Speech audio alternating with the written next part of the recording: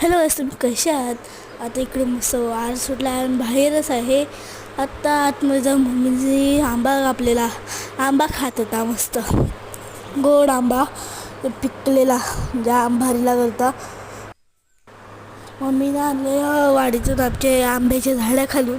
आंबा खात खात मस्त गोड वारा मस्त वारा सुटलेला आणि थुकलेला लादीवर पडलेला पुसलं नीट. मस्त आंबा खात होता. इकडे गोड जाम लागत होता. तर आता तुम्हाला जांभळं दाखवायच्यात, पण नंतर जाऊ आपण.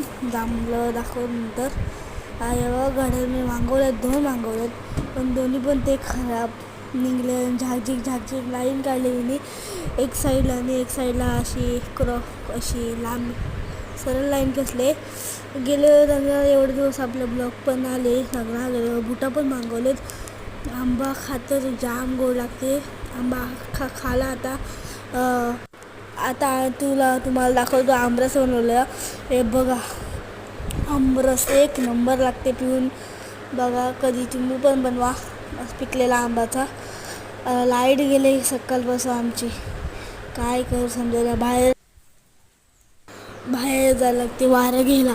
गरम नुसतं होते आणि कचरा लागला माझ्या तोंडाला. काढतो आता. आंबा खाऊन कचरा लागलाय. तुम्हाला दाखवतो, चला. जांभूळ सांगितले मी, जांभूळ दाखवतो. जांभूळ दाखवते. बघा आता जांभूळ कच्चे आहे. बघा कच्चे आहेत आणि वरती पिकलेत. तुम्हाला दाखवतो पिकलेले. आता बघू आता कुठे आहेत. हां, हे बघा पिकलेत जांभूळ. ऊन जाम आहे इकडे, जाम ऊन आहे. हे बघा पिकलेला आंबा.